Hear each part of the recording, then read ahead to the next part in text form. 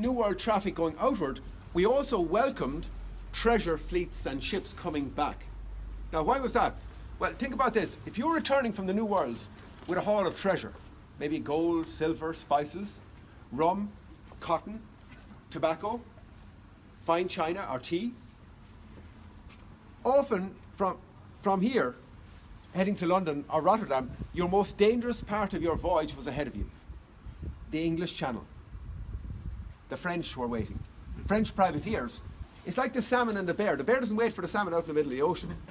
They were waiting where it got narrow and the odds were higher. So why not, instead of risking losing everything on the last hurdle, why not bring your treasure in to the first English fortified harbour, drop anchor inside these forts here, and wait for a convoy of ships to gather, enough to justify an escort of men of war, huge military ships, to escort the treasure safely home. And I want to show you actually a coin which originates from one of those treasure hauls. I'll pass it around here now. It's made of silver. Silver was like the Visa or MasterCard back then, because you could spin this coin anywhere. They didn't mind whose head was on it. They weighed it. It was worth its weight in silver. And this has the head of King George II on it. I believe he's the king after which Georgia was named in America.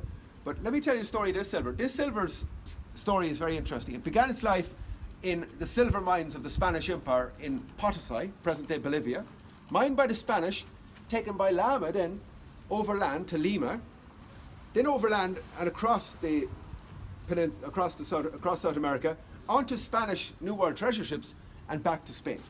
However, in this case, halfway across the Atlantic, English privateers pounced and captured one of those ships full of silver and brought it into Kinsale in the early 1700s.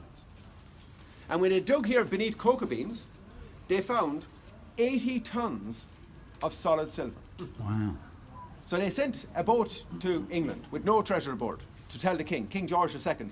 He immediately sent an escort here and had that ship escorted to Bristol, directly 150 miles east of here, and then taken off by wagon and delivered to the Royal Mint, where he had coins made from it all.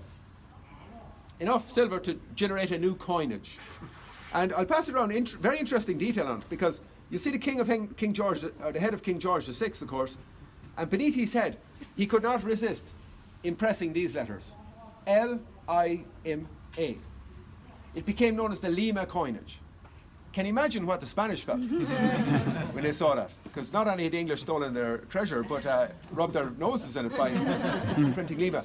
And notice on the back of the coin as well, the Irish harp. It was currency here.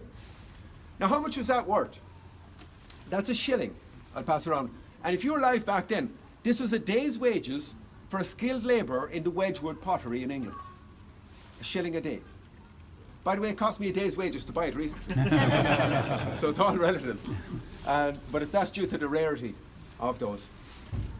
And if you were to divide 80 tons of silver into coins of this value and translate it to today's worth, you're looking at a fortune in excess of 3 billion euros on that treasure ship.